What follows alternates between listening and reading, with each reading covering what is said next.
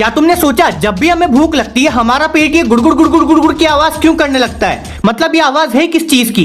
देखो, हमारे शरीर में चीजें नॉर्मल तरीके से इधर से उधर नहीं जाती। ऐसे कॉन्ट्रैक्शन होके यानी दबाव वाले मूवमेंट होके चीजें इधर से उधर जाती हैं। अब ये आवाज हमारे पेट और इंटेस्टाइन की मूवमेंट यानी हिलने डुलने से आती है और ये आवाज 24 घंटे आती है। पर जब हमारे पेट में खाना होता है तो ये आवाज खाने की वजह से दब जाती है और हमें सुनाई नहीं देती। पर जब पेट खाली होता है तो पेट में हवा और पानी के अलावा कुछ नहीं होता। तो जब पेट और इंटेस्टाइन अपना बचा कुचा माल निकाल रहे होते हैं तब भी ये मूवमेंट की आवाज आती है। पर अभी हमारा पेट खाली है तो ये आवाज हमें बहुत जोर से सुनाई देती है। और भाई कभी कभी तो ये आवाज इतनी तेज होती है कि पता ही नहीं चलता आवाज पेट से आई या